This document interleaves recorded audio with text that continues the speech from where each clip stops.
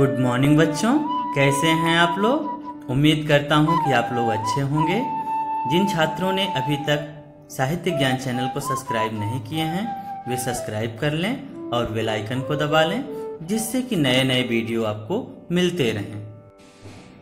प्यारे बच्चों, आज मैं आपको वसंत भाग 2 का दूसरा चैप्टर दादी माँ पढ़ाऊंगा। दादी माँ कहानी के लेखक श्री शिव प्रसाद सिंह हैं। इस कहानी में लेखक ने अपनी दादी माँ के जीवन की विशेषताओं को बताया है। उनकी दादी माँ परिवार की मुखिया थीं। वह पूरे गांव के सुख दुख में शामिल होती थीं। दादी की छत्र छाया में सभी निर्भय हो जाते थे। आइए बच्चों, कहानी देखते हैं कि इस कहानी में लेखक ने अपनी दादी माँ का चित्रण किस प्रकार से किया है। बच्चों, लेखक कहता है कि कमजोरी ही है अपनी, पर सच तो यह है कि जरा सी कठिनाई पड़ते बीसों गर्मी बरसात और वसंत देखने के बाद भी मेरा मन सदा नहीं तो प्रायः अनमना सा हो जाता है। मेरे शुभ चिंतक मित्र मुंह पर मुझे प्रसन्न करने के लिए आने वाली छुट्टियों की सूचना देते हैं और पीठ पीछे मुझे कमजोर और जरा सी प्रतिकूलता से घबराने वाला कहकर मेरा मजाक उड़ाते हैं। मैं सोचता हूँ, अच्छा अब उन बातों को ना सोचूंगा, ठीक है जाने दो। सोचने से होता ही क्या है, पर बरबस मेरी आंखों के सामने शरद की शीत किरणों के समान स्वच्छ शीतल किसी की धुंधली छाया नाच उठती है। बच्चों, इस पैराग्राफ में लेखक अपनी कमजोरियों के बारे में बता रहा है। वो कहता है कि जब हमारे सामने कठिन परिस्थितियां आती हैं, कोई मुश्किल काम आता है, तो क्या होता है कि मैं थोड़ा घबराने लगता हूँ, परेशान सा हो जाता हूँ। जबकि कितने बरस बीत चुके हैं, बरसों, कई गर्मी बरसात कई वसंत बीत चुके हैं, लेकिन उसके बावजूद आज भी मेरा मन अनमना सा हो जाता है। क्यों? क्योंकि जब हमारे सामने कठिन परिस्थितियां आती हैं तो उन्हें लेखक को किसकी याद आने लगती है? अपनी दादी की याद आने लगती है और वो उसी सोच में अनमने से हो जाते हैं। यहाँ तक कि जब उनके मित्र क्या करते हैं, उनका हंसी मजाक उड़ाते हैं, सामने तो उनकी प्रशंसा करते हैं। शुभ चिंतक उनके जो हैं वो क्या करते हैं कि उनको क्या कहेंगे कि छुट्टियां होने वाली है, छुट्टियों की सूचना दे करके सामने तो उनकी अच्छी अच्छी बातें करेंगे, लेकिन जैसे ही पीठ पीछे जाते हैं तो क्या कहेंगे? लेखक को कहेंगे कि ये तो बहुत कमजोर है। और जैसे ही प्रतिकूल परिस्थिति आती है, अर्थात लेखक के अनुकूल परिस्थितियां जो नहीं होती, उसके अनुकूल काम नहीं होते या कठिनाइयां जब आती हैं तो क्या होता है? ये घबराने लगता है। इस प्रकार से मेरा मजाक उड़ाते हैं, ये लेखक बता रहे हैं। और ऐसी परिस्थितियों में क्या होता है कि बरबस मेरे आंखों के सामने शरद की शीत किरणों के समान स्वच्छ शीतल किसी की धुंधली छाया नाच उठती है। और ऐसी परिस्थितियों में जब मेरा ये लोग मजाक उड़ाते हैं, मेरे सामने कठिन परिस्थितियां आती हैं, तो मुझे अपनी दादी माँ की याद आती है, क्योंकि वो एकदम शीतल और एक प्रेम की ऐसी छाया थी जिनकी छाया में मैं बैठ करके स्वच्छंद रहता था, किसी प्रकार की मुझे चिंता नहीं होती थी। इसलिए लेखक को क्या होता है, अपनी दादी माँ की याद आ जाती है। इसीलिए वो कहते हैं कि पर बरबस मेरी आंखों के सामने शरद की शीत किरणों के समान स्वच्छ शीतल किसी की धुंधली छाया नाच उठती है। इसीलिए लेखक यहाँ पर कहते हैं कि क्या होता है, ऐसी परिस्थितियों में एक धुंधली अर्थात जो कम दिखाई दे रही हो, ऐसी छाया अर्थात इस प्रकार का दृश्य मेरे सामने आ जाता है, अर्थात मेरी दादी माँ मुझे याद आने लगती हैं ऐसी कठिन परिस्थितियों में। आइए आगे देखते हैं आगे कहानी में लेखक ने क्या बताया है दादी माँ के बारे में। मुझे लगता है जैसे क्वार के दिन आ गए हैं। मेरे गांव के चारों ओर पानी ही पानी हिलोरें ले रहा है। दूर के सिवान से बहकर आए हुए मोथा और साई की अधगली घासें, घेऊर, वन प्याज की जड़ें तथा नाना प्रकार के बरसाती घासों के बीज सूरज की गर्मी में खौलते हुए पानी में सड़कर एक विचित्र गंध छोड़ रहे हैं। रास्तों में कीचड़ सूख गया है और गांव के लड़के किनारों पर झाग भरे जलाशयों में धमाके से कूद रहे हैं। अपने अपने मौसम की अपनी अपनी बातें होती हैं। बच्चों, इतना पहले हम लोग समझ लेते हैं, उसके बाद आगे बढ़ेंगे। लेखक को क्या होता है, ऐसे ही दिनों में जब वो अपने साथियों के बीच में हैं, उन्हें याद आती है बचपन के वो दिन याद आते हैं जब वो दादी के पास रहा करते थे। तो क्या बताते हैं कि जैसे लग रहा है कि क्वार के दिन आ गए हों। और मेरे गांव में क्या होता था, बरसात के दिनों में पानी इतना चारों तरफ से इकट्ठा हो जाता था कि ऐसा लगता था कि गांव को पानी चारों तरफ से घेर रखा है। और पानी क्या ले रहा है, हिलोरे ले रहा है, पानी में लहरें आ रही हैं। और दूर से सिवान से बहकर आए हुए मोथा और साई की अधगली घासें। सिवान मतलब होता है खेतों से, जो हमारे सिमान हैं, खेत हैं। और खेतों से क्या होता है, जो घासें हैं, जैसे मोथा है, ये जंगली घासें हैं, साई है, घेऊर, वन प्याज, ये सभी क्या हैं, ये हमारी जंगली जो घासें होती हैं वो सब क्या होती हैं, जब बरसात होती है तो तमाम खेतों से, नालों से बह करके क्या होता है, जहाँ पर गड्ढे होते हैं, जहाँ तालाब होते हैं, जहाँ पानी इकट्ठा होता है, वहाँ इकट्ठे हो जाते हैं। और जब वो इकट्ठे हो जाएंगे, पानी एक जगह रुक जाएगा, तो क्या होता है, सूरज की गर्मी पा करके वो क्या होता है, पानी जब गर्म होता है तो सड़ने लगता है और एक विचित्र सी गंध छोड़ता है। सड़ करके जब ये सब घासें पानी में सड़ेंगी तो एक अजीब सी गंध आती है। वो भी बरसात जैसे ही बीतने लगता है या बरसात के समय में जब धूप ज्यादा करता है, तो इस प्रकार से जहां भी आपके आसपास देखिए, आप लोगों ने भी देखा होगा कि घरों के आसपास जहां पर भी पानी होता है और वहां पर अगर कुछ चीजें सड़ने लगती है तो गंध आने लगती है। उसी प्रकार से लेखक कह रहे हैं कि हमारे गांव के आसपास भी इसी प्रकार से जब पानी सड़ता तो उससे अजीब सी एक गंध आती थी।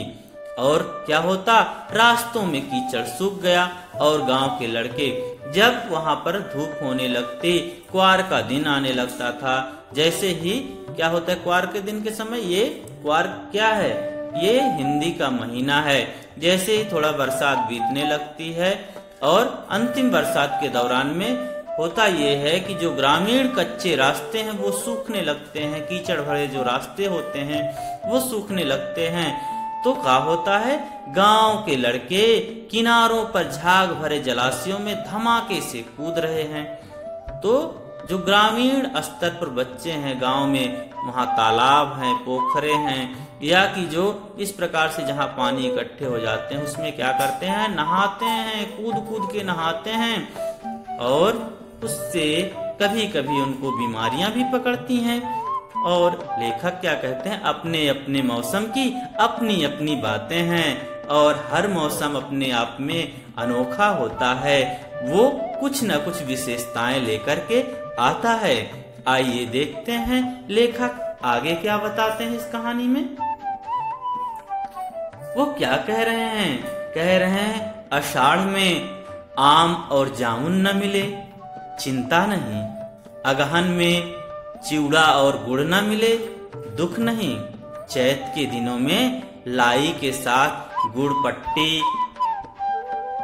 न मिले अफसोस नहीं, पर क्वार के दिनों में इस गंधपूर्ण झाग भरे जल में कूदना ना हो तो बड़ा बुरा मालूम होता है। बच्चों, इस पैराग्राफ में लेखक ये बता रहे हैं कि हर एक मौसम की अपनी अपनी विशेषताएं होती हैं।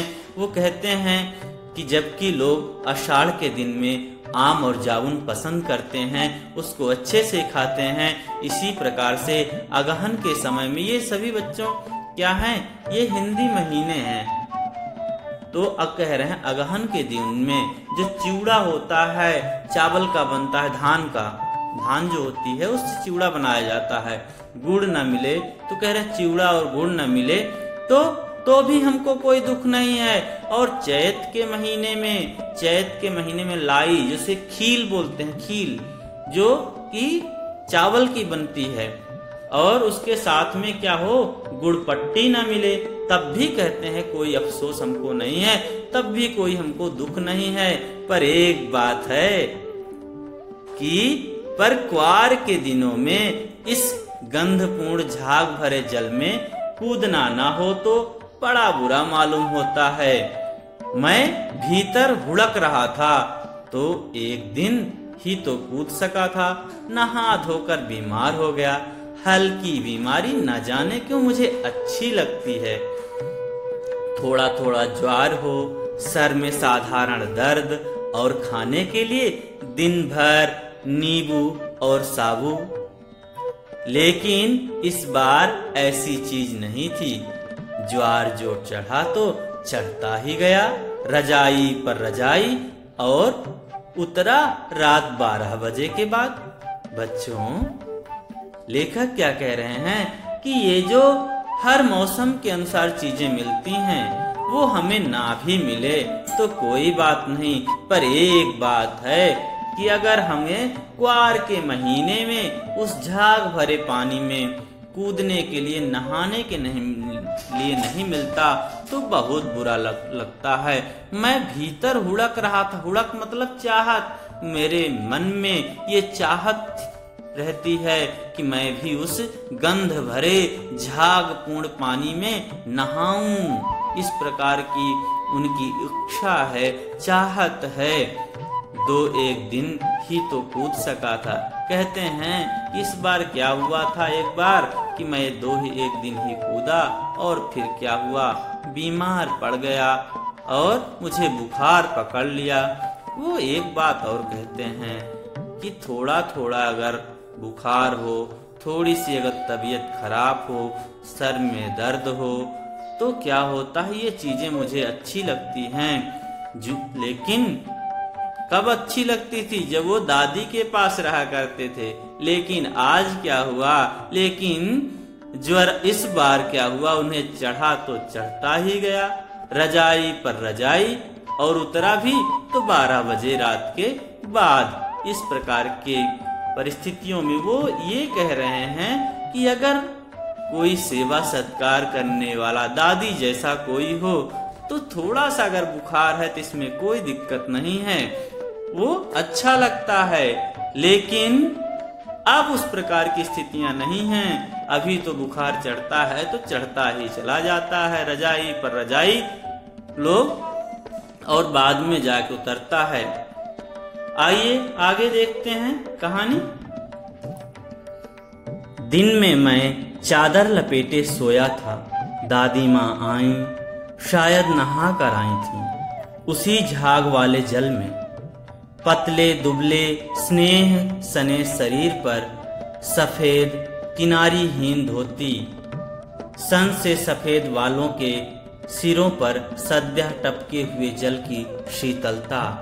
आते ही उन्होंने सर पेट छुए, आंचल की गांठ खोल किसी अदृश्य शक्तिधारी के चबूतरे की मिट्टी मुंह में डाली, माथे पर लगाई।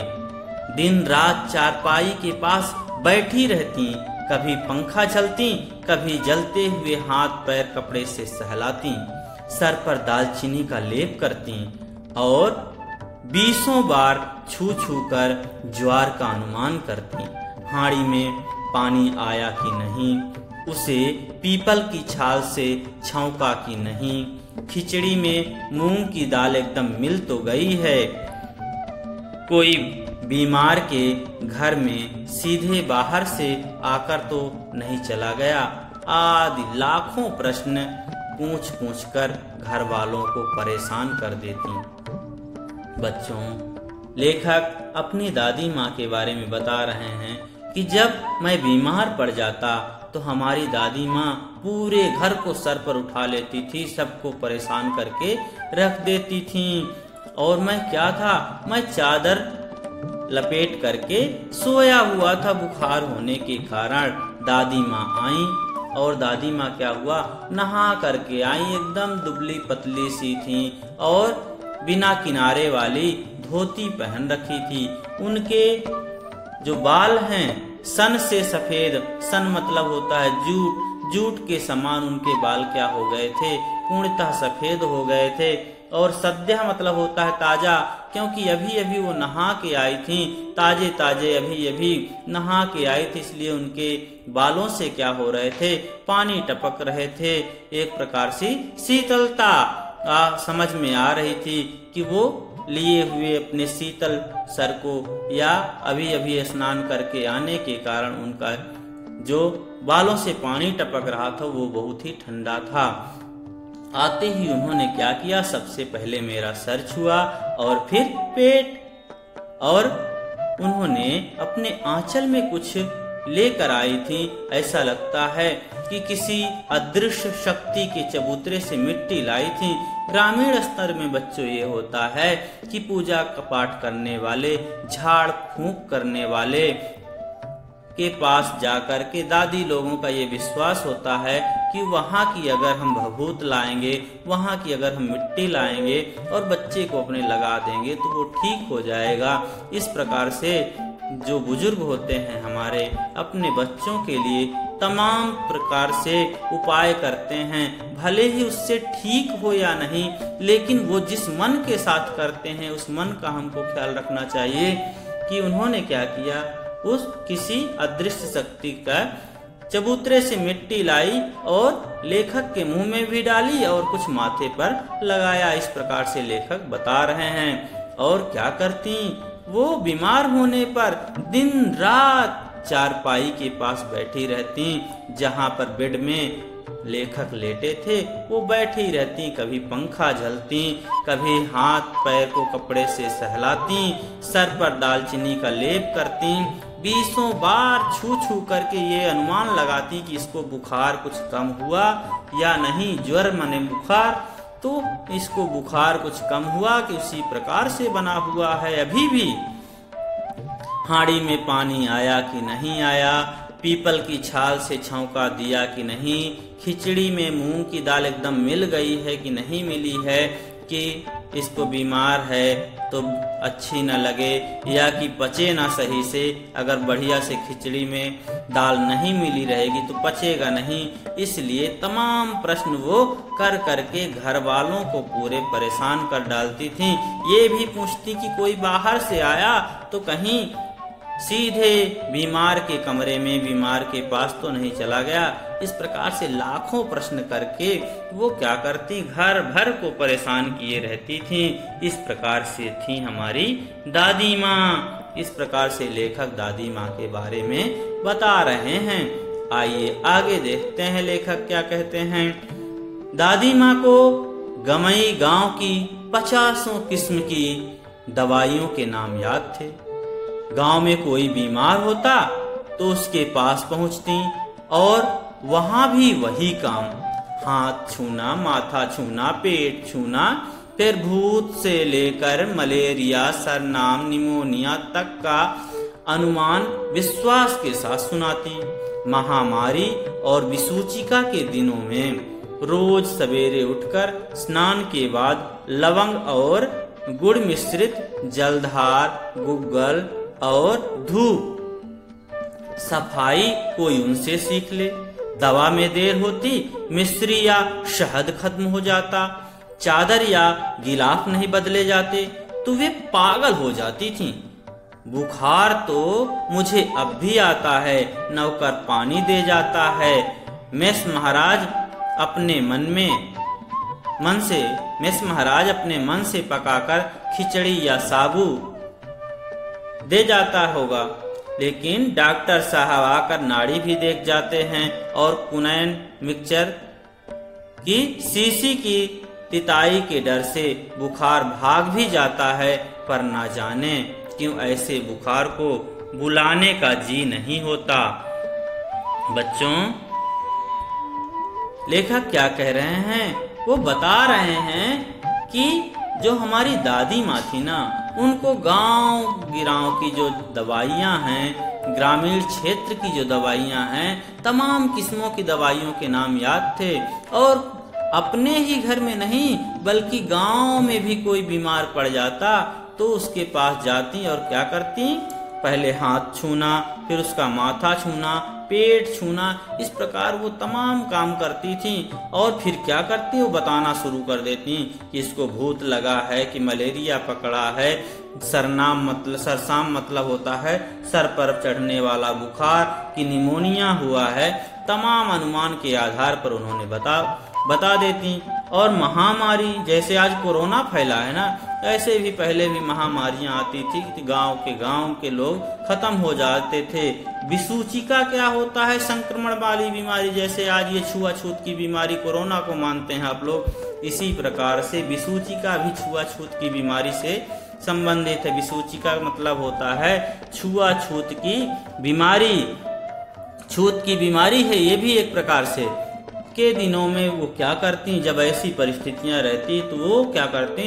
सुबह सुबह उठती, नहा धो करके जो लौंग होती है, लौंग और गुड़ से मिश्रित जलधार और गुग्गल और धूप, मतलब घर में धूप करती और गुड़ और मिश्रित जलधार का सेवन करती। साफ सफाई कहते हैं लेखक कि हमारी दादी माँ से कोई सीखे। अगर किसी के कोई बीमार है तो उसको अगर दवा में देरी हो जाए, कोई दवा देरी कर दे, या कि मिश्री या शहद कुछ खत्म हो जाए, या चादर या गिलाफ ना बदले जाएं, अगर ये सब चीजें नहीं बदली जाती तो क्या होती थी? इस सब के कारण दादी एकदम सबको डांटने लगती, ऐसा लगता जैसे दादी पागल हो गई हैं। इस प्रकार से गुस्सा करती थी। बुखार तो मुझे अब भी आता है। अब लेखक कह रहे हैं कि बुखार तो मुझे अब भी आता है। नौकर पानी दे जाता है, मिस महाराज अपने मन से पकाकर खिचड़ी या साबू। कहते हैं बुखार तो आज की परिस्थितियों में भी आता है, लेकिन वो चीजें नहीं रही जो दादी की सेवा सत्कार में होता था। तब मन होता था कि थोड़ी थोड़ी अगर बुखार हो तो अच्छा है, क्योंकि उस समय कोई सेवा सत्कार करने वाला था, कोई देखभाल करने वाला था, किसी को फिक्र थी हमारी कि बच्चा बीमार है, बेटा बीमार है। लेकिन आज क्या है? जब आज मैं बड़ा हो चुका हूँ और दादी माँ हमारी नहीं हैं, ऐसी परिस्थितियों में क्या है? नौकर चाकर हैं तो नौकर क्या करता है? वो तो पानी दे जाएगा, और मिस महाराज जो भोजन बनाने वाले हैं वो खिचड़ी या साबू कुछ बना करके हमको दे जाएंगे। डॉक्टर भी आएंगे और नाड़ी देखकर चले जाएंगे। और कुनैन मिक्स दवाएं, कुनैन मतलब एक प्रकार की दवा है, तो कुनैन मिक्स कह रहे हैं। इस प्रकार की दवा की तिताई से जो बुखार है वो भी डॉक्टर की दवाओं से भाग जाता है। लेकिन इस प्रकार की बुखार को बुलाने का मन नहीं करता।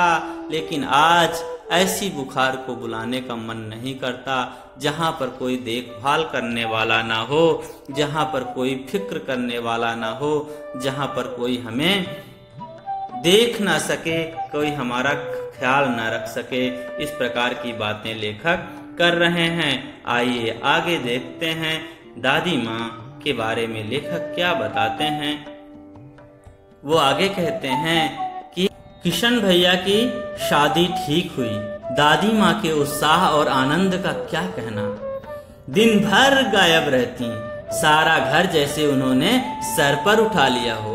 पड़ोसने आती, बहुत बुलाने पर दादी माँ आती। बहन बुरा न मानना, कार परोजन का घर ठहरा। एक काम अपने हाथ से ना करूं तो होने वाला नहीं।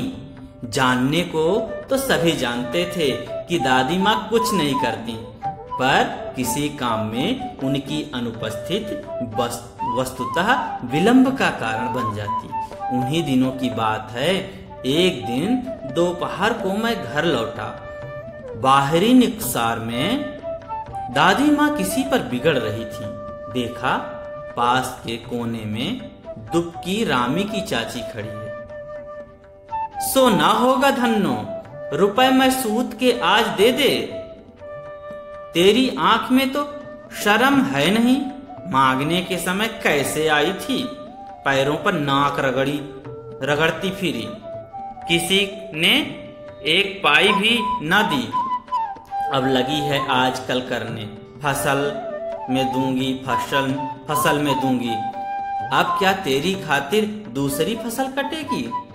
बच्चों, वो बता रहे हैं कि क्या हुआ जब हमारे किशन भैया की शादी हो रही थी तो दादी माँ का उत्साह इतना था, उनका आनंद उनको इतना था कि वो दिन भर गायब रहती और ऐसा लगता कि सारे घर का सारी जिम्मेदारी सब कुछ दादी माँ के ऊपर आ गई है। ऐसा पूरे कामों को लगता है दादी माँ ही कर रही हैं।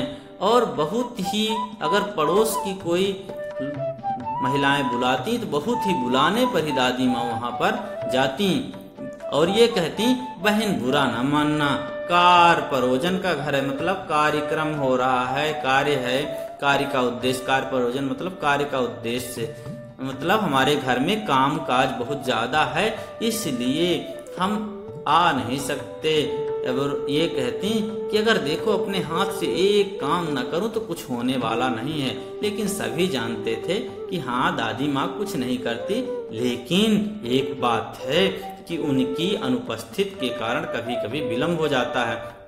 अगर वो उपस्थित रहें तो उनके डर से ही सारे काम हो जाते हैं। इस प्रकार से लेखक बता रहे हैं और कहते हैं कि एक दिन जब मैंने देखा कि बाहरी निकसार में, निकसार मतलब निकास स्थान, जहां से निकलने का स्थान है, वहां पर क्या कर रहे थे, दादी किसी के ऊपर बिगड़ रही थी। मैंने पास जाके देखा तो वहां पर क्या हुआ, रामी की चाची दुबकी खड़ी थी और दादी उसको खूब डांट रही थी कि जो पैसे तुमने लिए थे तो वो तो तुम दिए नहीं, सूत भी नहीं दिया, तेरी आंखों में शर्म के नाम की कोई चीज नहीं है। जब पैसा लेने आई थी तो तुम एकदम अपनी नाक हमारे पैरों पर रगड़ रही थी और तमाम जगहों पर मांग के आई थी, कहीं तुझे पैसा नहीं मिला था, तब मेरे पास आई थी, मैं तुझे दी थी। और आज तू क्या करती है कि फसल कटेगी तब दूंगी, इस प्रकार से बात करती है तू, तो क्या तेरे लिए अलग से फसल कटेगी? इस प्रकार से दादी माँ उसको डांट रही थी। अब देखिए आगे क्या होता है। रामी की चाची क्या बोलती है, देखिए वो कहती है, दूंगी मालकिन। रामी की चाची रोती हुई दोनों हाथों से आंचल पकड़े दादी माँ के पैरों की ओर झुकी। बिटिया की शादी है, आप ना दया करेंगी तो उस बेचारी का निस्तार कैसे होगा? हट, अभी नहा के आ रही हूँ। दादी माँ पीछे हट गईं। जाने दो दादी, मैंने इस अप्रिय प्रसंग को हटाने की गरज से कहा। बेचारी गरीब है, दे देगी कभी। चल चला है समझाने। बच्चों, रामी की चाची बोली कि मालकिन दे दूंगी, और वो आंचल फैलाए हुए कह रही है कि मालकिन बेटिया की शादी है, इसलिए दया कीजिए, हमारा भी निस्तार हो जाए, हम भी किसी तरीके से गुजर बसर कर लें। निस्तार मतलब गुजर बसर कर लें, किसी प्रकार से हम भी अपने बेटी की शादी कर लें अच्छे से। और वो दादी माँ के पैरों की तरफ जब झुकी तो दादी माँ कहती हैं, हट, अभी नहा के आए हैं, छूना नहीं। दादी माँ ऐसा कहते हुए पीछे हट गईं। तो इस प्रकार के अप्रिय मुझे अच्छा नहीं लगा। इस प्रकार का जो ये बात चल रही थी, इस प्रकार का जो प्रसंग चल रहा था, इस प्रकार की जो बातें चल रही थी, मैं उसे क्या है टालने के लिए, हटाने के लिए गरज से मैंने कहा कि दादी गरीब है बेचारी, कभी दे देगी, चलो आज इसको छोड़ो। तो दादी मेरे ऊपर बिगड़ गई। चला है समझाने, तू क्या समझे इन सब को, हमें मत समझा, हमें मत बताओ कि हमें क्या करना है। इस प्रकार से दादी माँ बोली। आइए आगे देखते हैं। मैं चुपके से आंगन की ओर चला गया। कई दिन बीत गए, मैं इस प्रसंग को एकदम भूल सा गया। एक दिन रास्ते में रामी की चाची मिली। वह दादी को पूतो फलो दूधो नहाओ का आशीर्वाद दे रही थी। मैंने पूछा, क्या बात है धन्नो चाची? तो उसने विह्वल होकर कहा, उरीन हो गई बेटा, भगवान भला करे हमारे मालकिन का।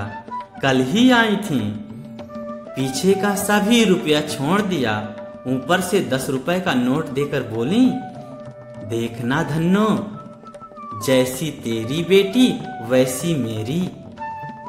10-5 के लिए हंसाई न हो। देवता है बेटा, देवता है बेटा, देवता। बच्चों, अब दादी माँ की विशेषताओं के बारे में लेखक बता रहे हैं कि उस दिन तो दादी माँ क्या की, बहुत रामी की चाची को डांटी, बहुत ही उसको भला बुरा कही। लेकिन क्या हुआ, मैं इस प्रसंग को तो एकदम भूल गया था। लेकिन अचानक एक दिन क्या हुआ, रामी की चाची मिली। वो दादी को बहुत आशीर्वाद दे रहे थे कि वो दूधों नहाए और पूतों फले और दूधों में नहाए। इस प्रकार से आशीर्वाद दे रही थी। मैंने पूछा कि क्या बात है चाची, आज बहुत खुश हो? विह्वल मतलब खुश हो। तो कहती हैं, बेटा उरीन हो गई, अब भगवान हमारी मालकिन का अर्थात दादी का, आपके दादी का भला करे। कल ही आई थी और क्या हुआ, उन्होंने वो सब पैसा तो हमारा छोड़ ही दिया, साथ ही साथ 10 रुपए नेंग भी दे के गई और ये भी बोली कि 10-5 में हंसाई न कराना, अच्छे से काम करना। वो कहती है धन्नो चाची कि बेटा देवता है देवता, अर्थात दादी माँ बहुत ही अच्छी हैं, वो तो देवता हैं।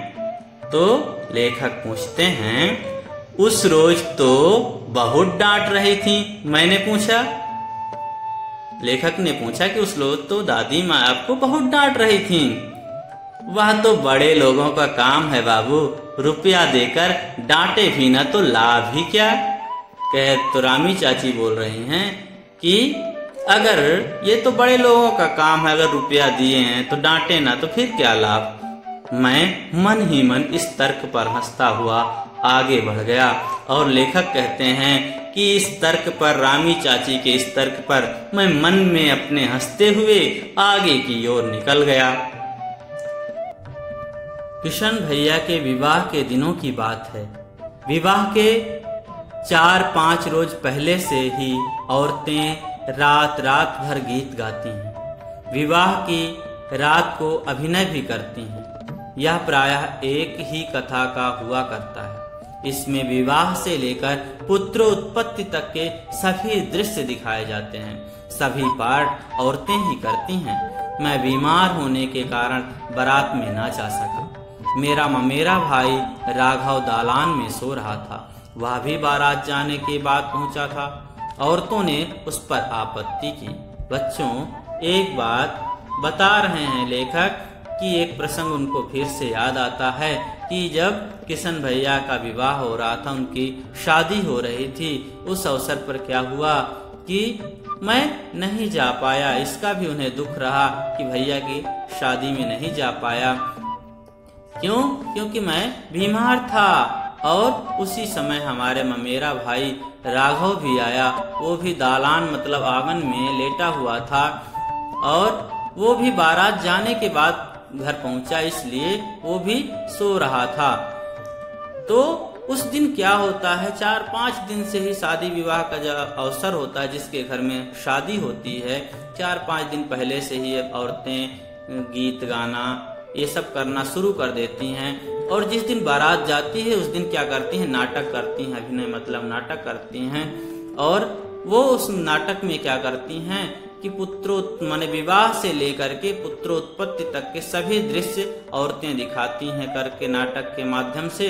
और उसमें सभी जो पाठ होते हैं, सभी जो पात्र होते हैं, वो औरतें ही उसका करती हैं। इस प्रकार का दृश्य चलता है।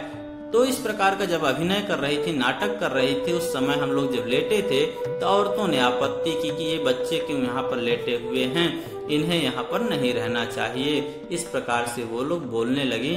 तो देखिए दादी माँ क्या कहती हैं। दादी माँ बिगड़ी, लड़के से क्या पर्दा, लड़के और ब्रह्मा का मन एक सा होता है। वो दादी माँ कह रही हैं कि इन बच्चों से क्या पर्दा, ये तो छोटे हैं और इनके बीच में और ब्रह्मा अर्थात ईश्वर के बीच में, भगवान के बीच में क्या पर्दा, इन सब के बीच में कोई पर्दा नहीं किया जाता, ईश्वर के बीच में या छोटे बच्चों के बीच में, ये तो छोटे हैं, इसलिए इन्हें यहाँ पर रहने दो। इस प्रकार से दादी माँ कहने लगी। आइए आगे देखते हैं क्या है। मुझे भी पास ही एक चारपाई पर चादर ओढ़ाकर दादी माँ ने चुपके से सुला दिया। बड़ी हंसी आ रही थी, सोचा कहीं जोर से हंस दूं, भेद खुल जाए तो निकाल बाहर किया जाऊंगा, पर भाभी की बात पर हंसी रुक न सकी और भंडाफोड़ हो गया। और लेखक को भी दादी माँ ने क्या किया, वहीं पर चादर उड़ा करके लिटा दिया। लेखक अभिनय देख करके, नाटक देख देख करके मन ही मन हंस रहे थे और सोच रहे थे कि अगर ज्यादा तेजी से हंस दिया तो भेद खुल जाएगा और घर से बाहर निकाल दिया जाऊंगा। और अचानक उन्हें भाभी जी की बातों पर हंसी आ गई और सब कुछ भंडाफोड़ हो गया, मतलब भेद खुल गया। सभी लोगों को पता हो गया कि ये कौन है, छोटे बच्चे नहीं हैं बल्कि ये लोग बड़े हैं। और इस प्रकार से सबका भंडाफोड़ हो गया। आइए आगे देखते हैं। देबू की माँ ने चादर खींच ली। कहो दादी माँ, यह कौन सा बच्चा सोया है, बेचारा रोता है शायद, दूध तो पिला दूं। हाथापाई शुरू हुई। दादी माँ बिगड़ी, लड़के से क्यों लगती है। बच्चों, इस प्रकार से जब मैं हंसा तो हंस दिया तो क्या हुआ, देबू की माँ ने क्या किया, हमारा चादर खींच लिया और दादी माँ से बोली कि क्यों दादी माँ, ये कौन सा छोटा बच्चा यहाँ लेटा हुआ है, शायद रो रहा है, इसे दूध पिला दूं का। इस प्रकार से नाराजगी जाहिर करना शुरू की। इस प्रकार से हाथापाई होने लगी आपस में। तो दादी माँ क्या की, बिगड़ी, गुस्सा करने लगी, क्यों बच्चों से लगती है, उसे सोने दो, लड़के हैं सोने दो। इस प्रकार से दादी माँ कहने लगी। सुबह रास्ते में देबू की माँ मिली। कल वाला बच्चा भाभी, मैं वहां से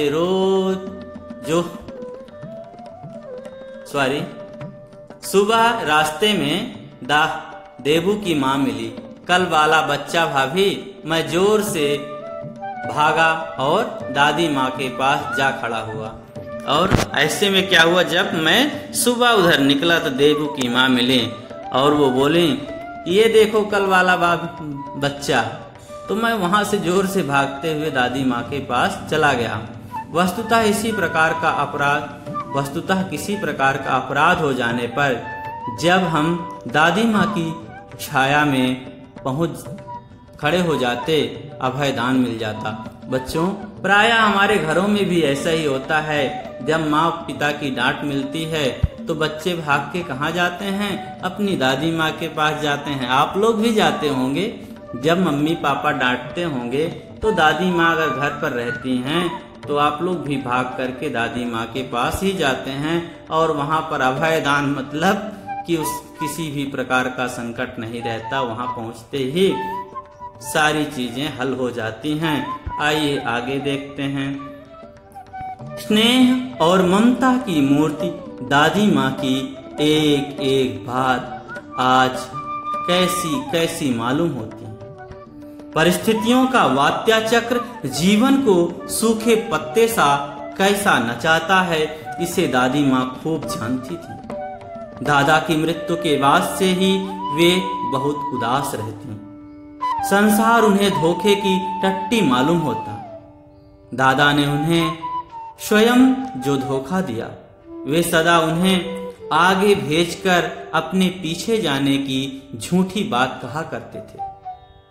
दादा की मृत्यु के बाद कुकुरमुत्ते की तरह बढ़ने वाले, मुंह में राम बगल में छुरी वाले दोस्तों की शुभ चिंता ने स्थिति और भी डामाडोल कर दी। दादा के श्राद्ध में दादी माँ के मना करने पर भी पिताजी ने जो अतुल संपत्ति व्यय की वह घर की तो थी नहीं। बच्चों, लेखक कह रहे हैं कि जो दादी माँ थी वो स्नेह और ममता की मूर्ति थी। उनके अंदर ममत्व तो इतना था कि आज उनकी एक एक बातों को जब हम याद करते हैं तो मन विचलित हो जाता है।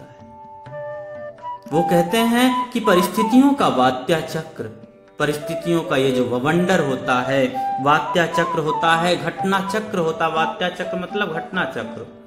ये जो परिस्थितियों का, आज जो परिस्थितियां हैं उनके वात्या चक्रों को, जीवन के वात्या चक्र को, जो सूखे पत्ते का सा कैसा नचाता है इंसान को, इन सब को दादी माँ क्या करती थी, बहुत अच्छे से जानती थी। दादा की मृत्यु के बाद से वो अधिकतर उदास रहा करती थी, क्योंकि दादा हमेशा कहा करते थे कि मैं तेरे मरने के बाद ही मरूंगा। लेकिन उन्होंने दादी माँ को धोखा दिया और दादी माँ जिंदा रह गईं और वो मर गए। इसलिए दादी माँ उनसे अधिकतर उदास रहती थी और ये संसार दादी माँ को एक प्रकार से धोखा ही लगता था। इसलिए तमाम बातें दादी माँ को विचलित करती रहती थीं। और दादा जी की जब मृत्यु हुई तो उनके श्राद्ध के समय जो उनके तिरहमी की जाती है उसमें पिताजी ने अपनी जो भी अतुल संपत्ति, जो अर्जित करके संपत्ति रखी थी, उन्होंने व्यय कर दी। और घर की परिस्थितियां ये हो गईं कि मुंह में राम बगल में छुरी वाले मित्रों की संख्या बढ़ गई, जिससे कि घर का जो खर्च है वो भी बढ़ता चला गया। दादाजी के मरने के बाद से इस प्रकार के मित्र हमारे बन गए कि लगातार जो भी हमारे पास संपत्ति थी वो खर्च होने लगी। इस प्रकार से वो बता रहे हैं। आइए आगे देखते हैं। दादी माँ अक्सर उदास रहा करती। माघ के दिन थे, कड़ाके का जाड़ा पड़ रहा था। पछुआ का सन्नाटा और पाले की शीत हड्डियों में घुस पड़ती। शाम को मैंने देखा दादी माँ गीली धोती पहने कोने वाले घर में एक संदूक पर दिया जलाए हाथ जोड़कर बैठी थी। उनकी स्नेह कातर आंखों में मैंने आंसू कभी नहीं देखे थे। मैं बहुत देर तक मन मारे उनके पास बैठा रहा। उन्होंने आंखें खोली। दादी माँ, मैंने धीरे से कहा। बच्चों, माँ, दादी माँ क्या होती, दादा के मर जाने के बाद अधिकतर उदास रहा करती। माह के महीने थे जिस समय कड़ाके की ठंड पड़ती है, बहुत ही ज्यादा कड़ाके मतलब बहुत ही ज्यादा जाड़ा पड़ रही थी। और पछुआ मतलब पश्चिमा हवा, पश्चिम दिशा से ठंडी हवाएं चल रही थी। पछुआ मतलब पश्चिम दिशा से हवाएं चल रही, सन्नाटा और पाले की शीत हड्डियों में घुस रही थी। और इस प्रकार की जो ठंड है, इस प्रकार की जो ठंड पड़ रही थी वो क्या ऐसा लग रहा था कि हड्डियों तक को कपा दे, ऐसी ठंड पड़ रही थी। शाम को मैंने देखा और ऐसी परिस्थितियों में जब इतनी ठंड पड़ रही है उस समय भी मैंने देखा कि शाम को हमारी दादी माँ गीली धोती में एकदम नहा के आई थी, इसलिए वो धोती भी उनकी गीली थी, उसको भी नहीं बदली थी। और कोने वाले घर में एक संदूक पर एक दिया जला करके हाथ जोड़कर बैठी थी। उनकी स्नेह कातर आंखों में मैंने कभी आंसू नहीं देखे थे। उनके प्रेम भरे आंखों में हमने कभी आंसू नहीं देखे थे। लेकिन आज मैंने उन्हें रोते हुए देखा। मैं बहुत देर तक मन मारे उनके पास बैठा रहा। उन्होंने आंखें खोली तो मैं कहा, दादी माँ। मैंने धीरे से उनसे कहा कि दादी माँ, क्या है रे, तू यहाँ क्यों बैठा है? तो दादी माँ क्या बोली कि क्या है, तुम यहाँ क्यों बैठा है? दादी माँ, एक बात पूछूं, बताओगी ना? मैंने उनकी स्नेहपूर्ण आंखों की ओर देखा। मैंने दादी माँ से कहा, माँ, दादी माँ, मैं एक बात पूछूं, आप मुझे बताएंगी या नहीं? मैंने उनके स्नेहपूर्ण आंखों की ओर देख करके, उनके प्रेम भरे आंखों की ओर देख करके मैंने उनसे कहा कि माँ, दादी माँ, मैं आपसे कुछ पूछूं, आप बताएंगी या नहीं? आइए देखते हैं आगे क्या लेखक दादी माँ से पूछते हैं। वो देखिए क्या कहते हैं। क्या है पूछ? दादी माँ बोली, क्या है पूछ? तुम रोती थी? मैंने पूछा। लेखक ने पूछा कि क्या दादी माँ तुम रो रही थी? दादी माँ मुस्कुराई, पागल, तूने अभी खाना खाया कि ना? चल चल धोती तो बदल लो। दादी माँ, मैंने कहा। देखिए, माँ जो होती है या दादी माँ जो होती है, किसी भी परिस्थिति में रहे लेकिन अपने बच्चों को ये नहीं बता देती, ये बच्चों के पास जाहिर नहीं करती कि हमें क्या दुख दर्द है। इसीलिए दादी माँ जब वो पूछता है क्या तुम रो रही थी, तो दादी माँ क्या कहती हैं? मुस्कुराती हुई कहती, पागल है तू, अभी खाना खाया कि नहीं? वो सब बातें छोड़ दी, सीधे वो ले जा रही कि बच्चे को भोजन मिला है या नहीं। ये है माँ का प्यार, ये है दादी माँ का प्यार। ये बता रहे हैं लेखक कि जो एक माँ होती है, एक दादी माँ, किस प्रकार से अपने बच्चों के लिए ही परेशान होती है। स्वयं का दुख दर्द उसे कुछ नहीं है। वो कहती है, पागल, तूने अभी खाना खाया कि नहीं खाया? चल चल चल तुझे खाना देती हूँ। तो मैंने कहा कि दादी माँ धोती तो बदल लो, ठंड कितनी है। लेकिन उनको अपनी परवाह नहीं है, वो मेरे लिए ही परेशान हैं। मुझे सर्दी गर्मी नहीं लगती बेटा। वे मुझे खींचती रसोई में ले गईं और इस प्रकार से दादी माँ बोली कि मुझे सर्दी गर्मी नहीं लगती है, मुझे धोती बदलने की जरूरत नहीं है, मैं इसी गीली धोती में तुम्हें खाना दे सकती हूँ। और खींचती हुई रसोई तक ले गईं। सुबह मैंने देखा चारपाई पर बैठे पिताजी और किशन भैया मन मारे कुछ सोच रहे हैं। दूसरा चारा ही क्या है, बाबू बोले। रुपया कोई देता नहीं, कितने के तो अभी पिछला ही बाकी है। वे रोने रोने से हो गए। बच्चों, लेखक बता रहे हैं घर की परिस्थितियों को अपने। मुझे यहां से देखिए, सुबह मैंने देखा कि चारपाई पर बैठे पिताजी और किशन भैया मन मारे कुछ सोच रहे थे। पिताजी और जो हमारे किशन भैया है, जिनकी शादी हुई थी अभी अभी, वो दोनों लोग बैठ करके कुछ आपस में वार्तालाप कर रहे थे। मन मारे मतलब उदास थे वो दोनों और किसी बात को लेकर के परेशान थे। तो बाबूजी बोलते हैं कि कोई दूसरा चारा तो भी नहीं है हमारे पास। चारा मतलब यहाँ पर कोई दूसरा रास्ता भी तो नहीं है, कोई रुपया देता नहीं। अब घर की परिस्थितियां ऐसी हो चुकी हैं कि खर्चे चलाना मुश्किल हो गया है, इसलिए पिताजी परेशान हैं और वो सोच रहे हैं कि कोई भी पैसा अगर नहीं देगा तो घर का खर्चा कैसे चलेगा। वे रोने रोने से हो गए। वे अपना चेहरा रोना सा बना लिए, ऐसा लग रहा था जैसे वो रोने वाले हैं। तब दादी माँ देखिए क्या करती हैं। रोता क्यों है रे?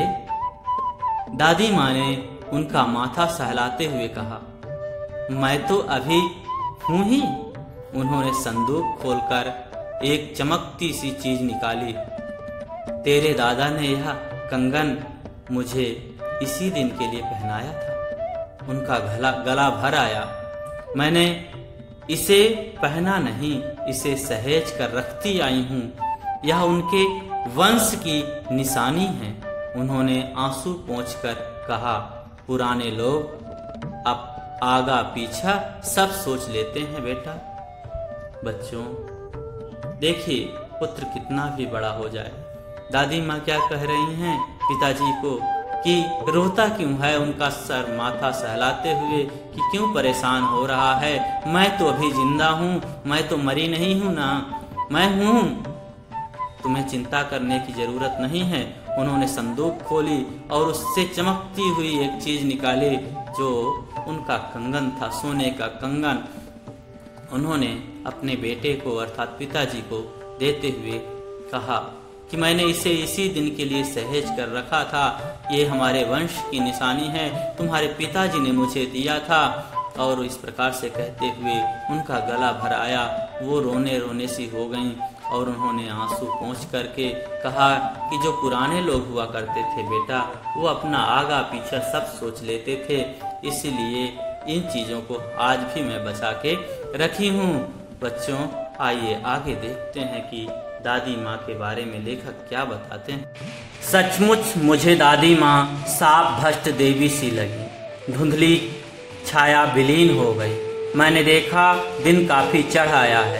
पास के लंबे खजूर के पेड़ से उड़कर एक कौवा अपनी घिनौनी काली पांखें फैलाकर मेरी खिड़की पर बैठ गया। हाथ में अब भी किशन भैया का पत्र कांप रहा है। काली चींटियों सी कतारें धूमिल हो रही हैं। आंखों पर विश्वास नहीं होता। मन बार बार अपने से पूछ बैठता है, क्या सचमुच दादी माँ नहीं रही? बच्चों, यहाँ पर लेखक ने ये बताया है कि हमारी जो दादी माँ हैं आज नहीं हैं, और वो ऐसा लगता था कि श्राप से भ्रष्ट मतलब श्राप से मुक्ति, सबको हमारे कष्टों का हरण करने वाली थी। आज उनकी जो यादें थी, धुंधली यादें थीं, वो धीरे धीरे विलीन हो रही हैं। और दिन भी क्या है, चढ़ आया है। खजूर के पेड़ पर बैठा हुआ एक कौवा अपनी घिनौनी पांखें, अपने पंखों को फैला करके हमारी खिड़की पर आके बैठ गया। और किशन भैया ने जो पत्र भेजा है कि दादी माँ नहीं रही, उसकी जो लाइनें हैं वो काली चींटियों के समान कतारें धूमिल हो रही हैं। और उस पत्र में लिखे हुए जो शब्द हैं, उनकी जो लाइनें हैं वो क्या हो रही हैं, जैसे कि चींटियों की ये कतारें चल रही हैं और वो धूमिल पड़ती चली जा रही हो। इस प्रकार से मुझे लग रहा है, अर्थात लेखक की आंखों में आंसू आ गए हैं, जिसके कारण वो पत्र में लिखे हुए जो वर्ड हैं या जो उसमें अक्षर लिखे हुए हैं या जो लाइनें हैं वो उन्हें चींटियों की कतारों के समान लग रहे हैं। इस प्रकार से लेखक के मन में वो दादी की जो यादें हैं वो फिर से आने लगती हैं और लेखक परेशान होता है और वो रोने लगता है। आंखों पर भी उसे विश्वास नहीं होता और मन बार बार आप अपने से पूछता है, अपने आप से ही मन पूछता है कि क्या दादी माँ नहीं रही, क्या हमारी दादी माँ मर चुकी हैं? इस प्रकार से लेखक कह रहे हैं कि मन अपने आप से ही पूछ रहा है। ये कहानी बच्चों शिव प्रसाद सिंह की है, इसलिए आप लोग इस कहानी को फिर से पढ़िए। और इस कहानी में बच्चों दादी माँ कहानी का प्रमुख उद्देश्य दादी माँ के जीवन के गुणों का उल्लेख करना तथा अच्छे काम करने की प्रेरणा देना है। इस कहानी में बताया गया है कि दादी माँ नियम की पक्की हैं। वह प्रतिदिन स्नान करके पूजा करती हैं, घर की साफ सफाई का पूरा ध्यान रखती हैं, बीमार व्यक्ति की सफाई और दवाई का पूरा ध्यान रखती हैं, लोगों की मुसीबत के समय यथासंभव उनका सहयोग करती हैं, सहायता करती हैं, घर की आर्थिक दशा खराब होने पर अपने गहने भी दे देती हैं, जैसे उन्होंने कंगन दिया था। यह कहानी यह बताती है बच्चों कि अगर कठिन परिस्थितियां हैं, कठिनाइयां कितनी भी विपरीत हमारे सामने हों, हमको घबराना नहीं चाहिए। सोच समझकर तथा अपनी हैसियत के अनुसार ही रीति रिवाजों का पालन करना चाहिए। जैसे किशन जी के पिताजी जब दादाजी खत्म हुए तो जी इस प्रकार से दिखावे के लिए रीति रिवाज के चक्कर में आकर के घर की जो अकूत संपत्ति थी, जो अतुल संपत्ति थी, उसे नष्ट कर दिए। इस प्रकार से दिखावे के रीति रिवाजों में नहीं पड़ना चाहिए। हमें अपने हैसियत से ही कार्य करना चाहिए। दिखावे में आकर के हमें भटकना नहीं चाहिए। ठीक है बच्चों, तो आज की कहानी यहीं पर ये खत्म होती है।